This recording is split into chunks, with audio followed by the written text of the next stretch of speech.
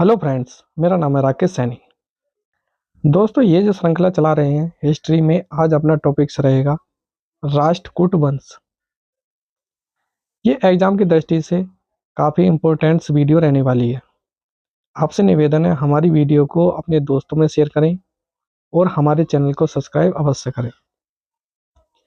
देखो, राष्ट्रकूट वंश के जो संस्थापक है वो दंती दुर्ग को मानते हैं।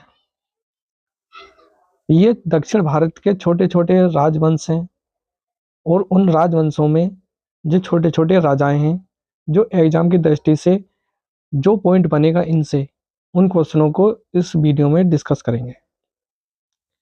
देखो, कृष्ण प्रथम, इसने एलोरा के कैलाश मंदिर का निर्माण कराया है। ये जो बात बताई गई है ये बड़ौदा अभिलेख में बताई गई है। और राष्ट्रकूट शासकों ने एलोरा की 34 गुफाओं का निर्माण भी कराया है। इन गुफाओं का जो संबंध है, मतलब 34 गुफाओं का जो संबंध है, वो हिंदू धर्म से, जैन धर्म से तथा बौद्ध धर्म से है। एलोरा का कैलाश मंदिर एकात्मक है, यानी कि एक ही देवता से समर्पित है।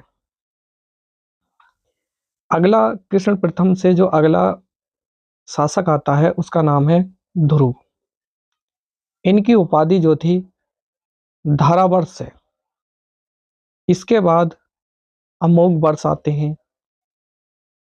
ये जैन धर्म का अनुयायी है, माता लक्ष्मी का भक्त है और ये विद्वान शासक भी है। इन्होंने 2 पुस्तक लिखी हैं, कवि राजमार्ग और रत्नामलिका। ये इनकी 2 पुस्तकें हैं फेमस। इनके दरबार में कुछ विद्वान भी रहा करते थे, जैसे साक्यान। इनकी पुस्तक है अमोघ वर्ष। जिनसेन है, इनकी पुस्तक है आदि पुराण।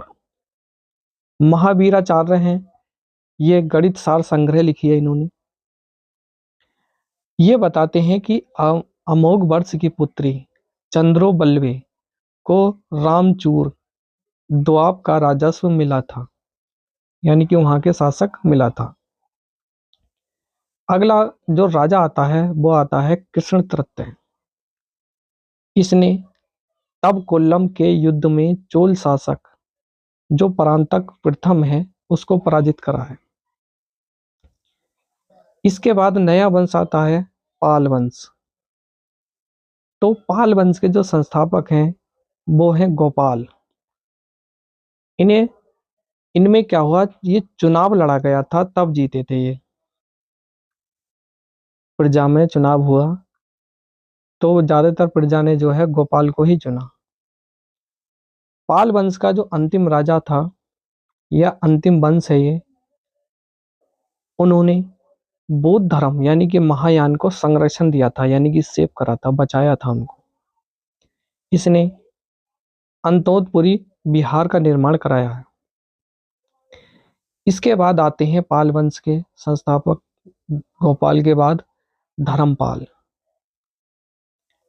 ये इस वंश का सबसे प्रतापी शासक है और एग्जाम की दृष्टि से काफी इंपॉर्टेंट है कि इसने विक्रमशिला विश्वविद्यालय का निर्माण कराया है। नालंदा विश्वविद्यालय में इन्होंने क्या करा, सुधार करा है। सोमपुरी बिहार, पहाड़पुर बिहार जो बंगाल में पड़ता है, इनका निर्माण भी इन्होंने कराया। गुजराती कवि सोठले ने इसे उत्तर पथ स्वामी कहा है। धर्मपाल के बाद आता है देवपाल। इनका कोई शासक इंपोर्ट नहीं है। उसके बाद नारायण पाल आए हैं, ये भी ऐसे ही छोटे शासक हैं।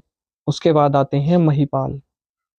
महिपाल को ये मानते हैं कि पाल वंश का ये दूसरा संस्थापक है। इसके बाद रामपाल आते हैं। तो इसके दरबार में संध्याकर नंदी थे जिन्होंने रामचरित की रचना करी है। रामचरित में केवर्त किसान विद्रोह का उल्लेख मिलता है। किसका उल्लेख मिलता है, तो केवर्त किसान विद्रोह का। उसके बाद में देख लेते हैं गुर्जर प्रतिहार शासकों का सांस्कृतिक योगदान क्या रहा है। गुर्जर प्रतिहार शासकों के समय मारू या मरु कह सकते हैं गुर्जरा मंदिर स्थापत्य शैली विकसित हुई थी। यह नागर शैली की उपशैली है। मिहर भोज ने तेली का मंदिर यानी कि ग्वालियर फोर्ट का निर्माण कराया है। और बताते हैं कि ये तेली के मंदिर के आसपास गुर्जर प्रतिहार शासकों के समय की मूर्तियां एवं स्तंभ भी मिले हैं। इस समय ग्वालियर में जैन धर्म में संभावित मूर्तियों का निर्माण किया गया है। बारडोली रावत भाटा से 8 मंदिर का एक समूह मिलता है, जिसमें जो इम्पोर्टेंट है गोटेश्वर मंदिर, गणेश मंदिर, शिव मंदिर और त्रिमूर्ति, ये प्रसिद्ध मंदिर हैं 8 में से। ग्वालियर के पास बटेश्वर मंदिर समूह, ये मंदिरों का समूह है। तो ये कितने मिलते हैं? तो 200 मंदिर मिलते हैं। इसके बाद त्रिपक्षीय संघर्ष 6 चरणों में होता है। प्रथम चरण में वत्सराज एक तरफ और धर्मपाल एक तरफ। वत्सराज जीत गए हैं जबकि धर्मपाल क्या गए? हार गए हैं। उसके बाद वत्सराज के साथ युद्ध होता है ध्रुव के साथ। तो ये ध्रुव राष्ट्रकूट के हैं, तो ये जीत गए हैं जबकि ये क्या है? हार गए हैं। इसका द्वितीय चरण आता है नागभट्ट द्वितीय और धर्मपाल के साथ युद्ध होता है, तो नागभट्ट जो है द्वितीय में जीत गए हैं। नागभट्ट इसके बाद और गोविंद तृतीय के बीच युद्ध हुआ, जबकि गोविंद तृतीय जो है यहाँ राष्ट्रकूट का एक शासक है, ये जीत गया है। राष्ट्रकूटों ने तीसरे एवं चौथे चरण में हिस्सा नहीं लिया, ये वेरी वेरी इंपॉर्टेंट है। तृतीय चरण है इसका मिहर भोज और देवपाल के बीच। देवपाल पाल वंश में है तो ये जीत गया है। मिहर भोज इस समय हार गए हैं तृतीय में। चतुर्थ में मिहर भोज जीता है और इनके विपक्ष में कौन थे? नारायण पाल थे। पांचवें में और छठे चरण में पाल वंश ने हिस्सा नहीं लिया। अब आती है पांचवा चरण। महेंद्रपाल और इंद्र तृतीय के बीच युद्ध होता है, जिसमें इंद्र तृतीय क्या है? जीत गए हैं। राष्ट्रकूट इस संघर्ष से काफी पराजित नहीं हुए, कभी भी पराजित नहीं हुए हैं। अंततः गुर्जर प्रतिहारों ने कन्नौज पर अधिकार कर लिया। इसके बाद छठा चरण आता है महेंद्रपाल और इंद्र तृतीय के बीच। इसमें भी क्या है? इंद्रजीत जीत गए हैं। अब इन सभी वंशों में, दक्षिण भारत के वंशों में मंदिर स्थापत्य कला की बात करेंगे तो भारत में 3 शैली प्रचलित थी। दक्षिण भारत में कौन कौन सी? नागर शैली, बेसर शैली और द्रविड़ शैली। मंदिर के प्रमुख भाग जो हुआ करते थे वो एक गर्भ और मंडप हुआ करता था। अब गर्भगृह के सामने स्तंभों पर टिका हुआ भाग मंडप कहलाता है। मंदिर की बनावट में अर्ध मंडप होता था, अंतराल होता था, परिक्रमा या प्रदक्षिणा पथ हुआ करता था। नागर शैली, इसकी विशेषता यह है कि ये ऊंचा चबूतरा हुआ करता था, शिखर हुआ करता था, और शिखर भी जो क्रम ऊपर की तरफ छोटा हुआ करता था। गर्भगृह वर्गाकार था और गर्भगृह से जुड़ा हुआ परिक्रमा पथ भी था। इस शैली के जो प्रमुख मंदिर हैं, सहस्त्र बाहु मंदिर ग्वालियर में है, कंदारिया महादेव का मंदिर, लक्ष्मण मंदिर और मंगेश्वर महादेव मंदिर, ये खजुराहो में है। अच्छा, ये बात करते हैं कि खजुराहो मंदिरों का जो निर्माण है वो चंदेल शासकों ने कराया है। खजुराहो उनकी धार्मिक राजधानी हुआ करती थी और राजनीतिक राजधानी जो थी महोबा थी।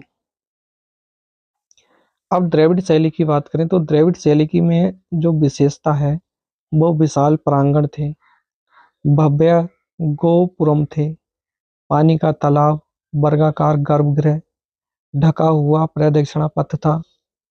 विमान जो अष्टकोणीय एवं पिरामिडाकार होता था। रंगों का प्रयोग होता था द्रविड़ शैली में। अब इसमें प्रमुख मंदिर हैं, जैसे मीनाक्षी मंदिर है, ये मदुरै में है। विरूपाक्ष मंदिर ये अम्बी में है।